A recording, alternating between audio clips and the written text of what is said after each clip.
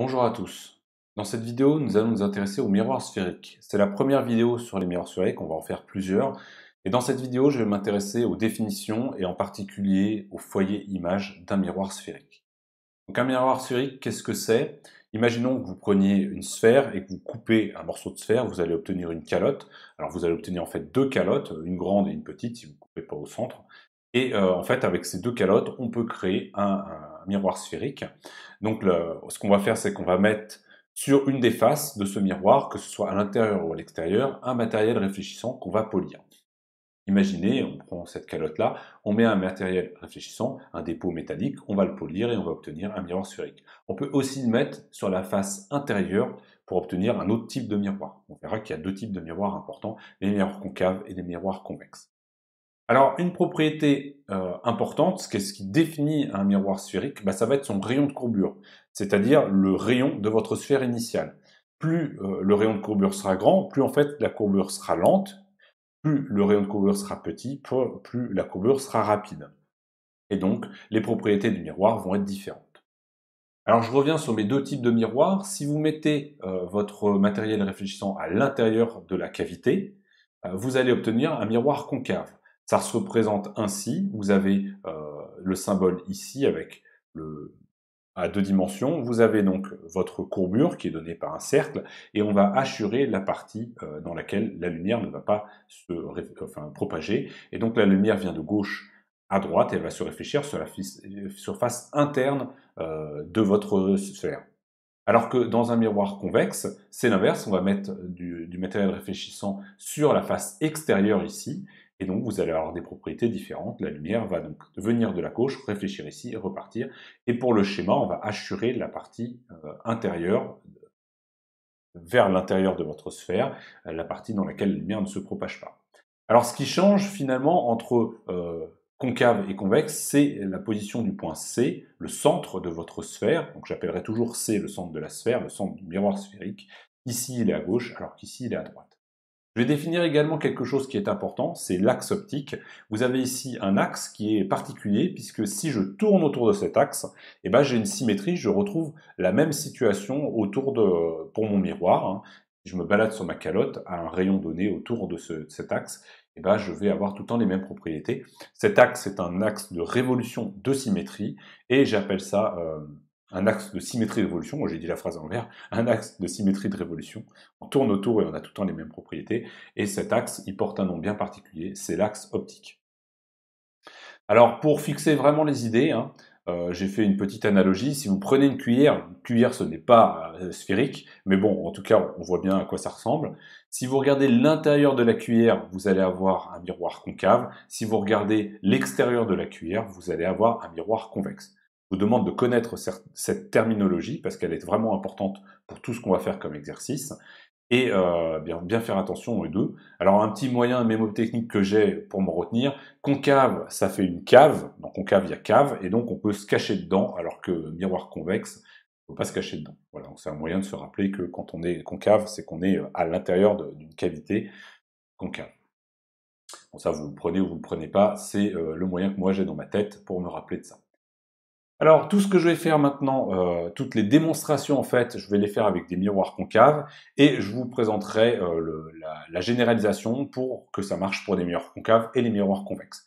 Mais en fait, la plupart des choses que je vais vous dire marchent pour les miroirs concaves et les miroirs convexes. Et à chaque fois que ça ne marchera que pour les miroirs concaves, je vous expliquerai ce qui se passe pour les miroirs convexes. Mais sinon, c'est valable pour les miroirs concaves et les miroirs convexes. Alors prenons maintenant notre miroir sphérique. Ici donc j'ai pris un miroir concave. Imaginons qu'on a un rayon lumineux qui arrive comme ça et qui va toucher notre miroir concave. Donc ici j'ai représenté l'axe optique, l'axe de symétrie.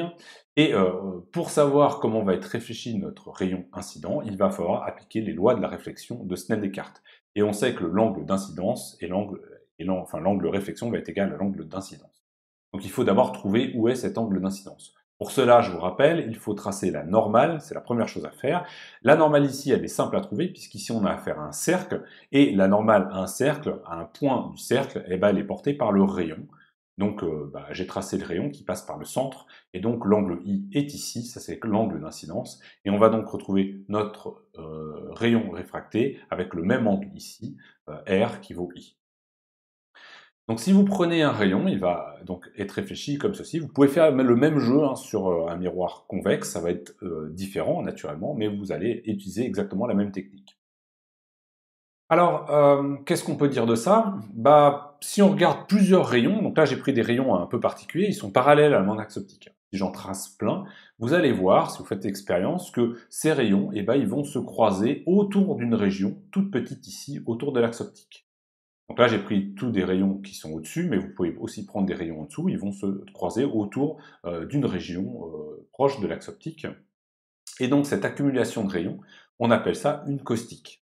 Et en fait, si vous prenez des rayons qui sont plus proches de l'axe optique, vous allez vous apercevoir qu'ils se croisent presque en un point, pratiquement en un point, alors que plus vous vous écartez de l'axe optique, plus vous allez vous écarter de ce point.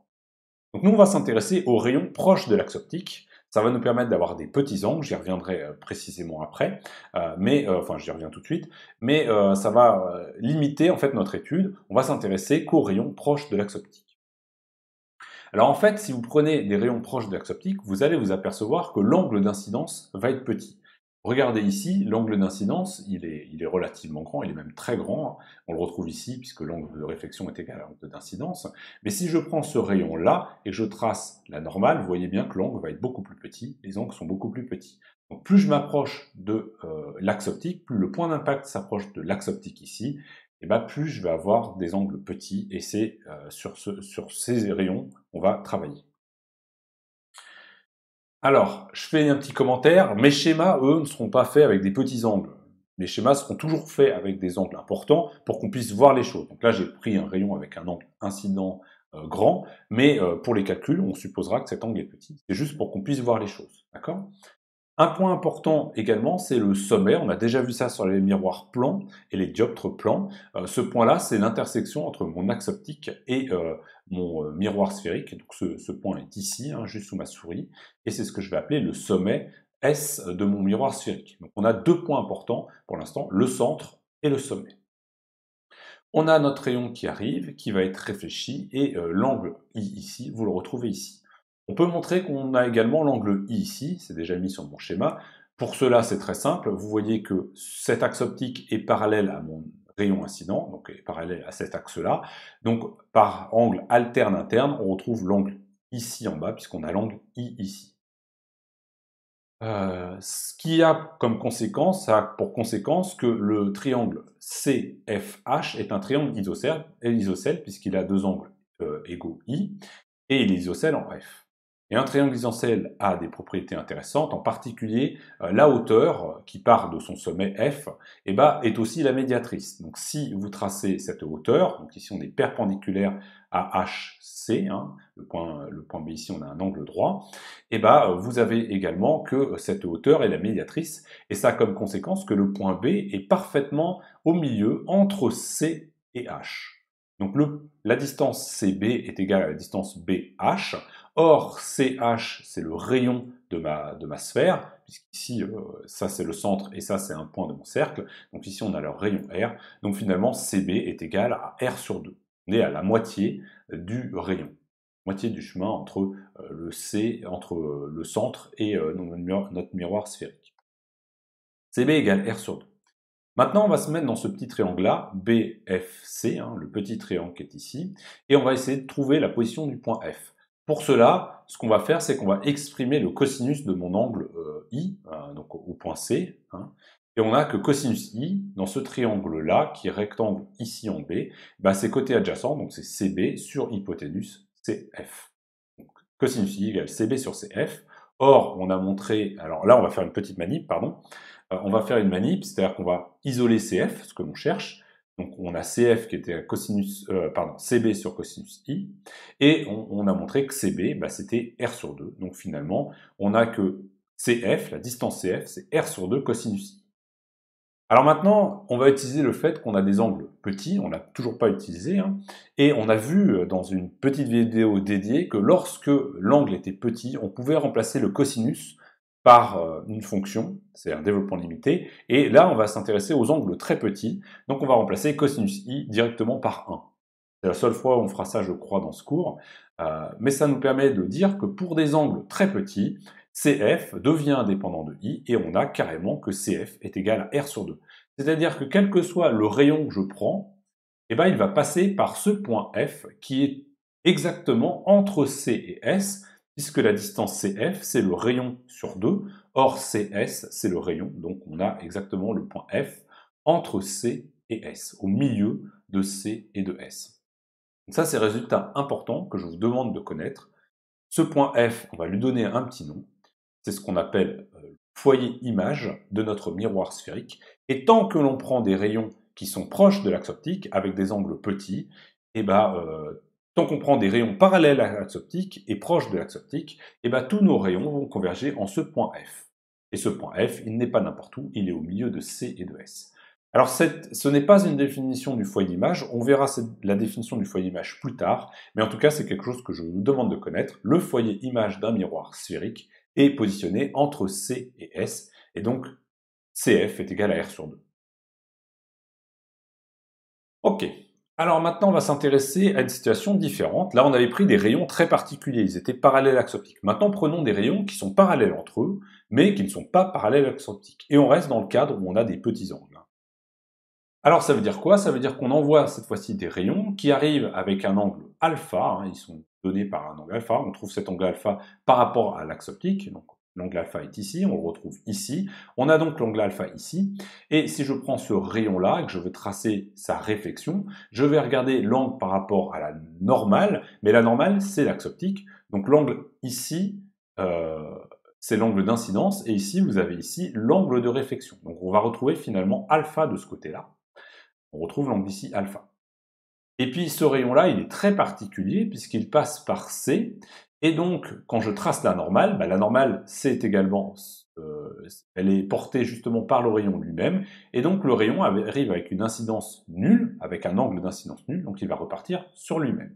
Donc là, j'ai tracé le rayon qui arrive et le rayon qui repart pour ce rayon-là précisément. On voit que ces deux rayons se croisent en un point, que je vais appeler F', et il est à un endroit particulier. C'est ça que je vais vous démontrer maintenant. Donc je cherche la position de ce point F'. Pour cela, on a vu qu'ici, on avait l'angle alpha, mais on retrouve l'angle alpha également ici, puisque ici, on a notre axe optique, et on a notre rayon, on a l'angle ici, qui est le même que de ce côté-là. Là, c'est alpha, là, c'est alpha. Donc CSF' est un triangle isocèle, en F' cette fois-ci, et on va trouver la même chose que tout à l'heure, la hauteur, c'est également la médiatrice. Donc là j'ai tracé la hauteur c'est F', elle est également la médiatrice, et donc ça veut dire qu'elle passe par le centre de C et de S, donc ça passe par le point F. La conséquence, c'est que le point F', que je vais appeler le foyer secondaire, il appartient à un plan qui est perpendiculaire à l'axe optique et qui passe par F. C'est ce qu'on appelle le plan focal image. Le point F' n'est pas n'importe où, il est sur un plan perpendiculaire à l'axe optique et qui passe par F. Résultat à connaître. Donc on peut le dire autrement, les foyers secondaires sont portés par le plan focal image qui est perpendiculaire à l'axe optique et qui passe par le point F, le foyer image. Donc aussi à retenir que tous les rayons qui arrivent avec un angle alpha vont converger en un point F'. Là, je l'ai fait dans le cas global, ça marche pour tous les angles alpha, et ce point F', on appelle ça un foyer image secondaire. Alors, comment on va faire pour se servir de ces résultats? Là, je vous ai fait un petit schéma, il mérite d'être expliqué. On va prendre un bonhomme, et on va prendre un point de ce bonhomme. C'est notre point objet. Et ce point objet envoie par diffusion de la lumière dans tous les sens. Ici, j'ai mis un miroir sphérique. Il est tout petit exprès pour vous montrer que les rayons vont taper, ils vont taper partout sur mon miroir, mais j'ai pris les deux rayons extrêmes, en haut et en bas. Maintenant, imaginons que je prenne ce bonhomme et que je le recule.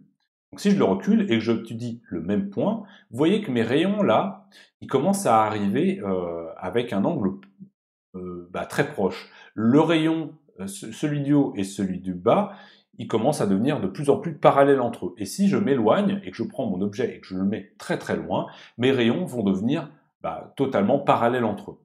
Je le refais, peut-être que vous le verrez mieux la seconde fois. Là, mes rayons, vous voyez qu'ils ont des angles très différents entre eux. Si vous regardez l'angle qu'ils font par rapport à l'axe optique, l'angle est très différent entre ça et puis une horizontale que je mettrai là.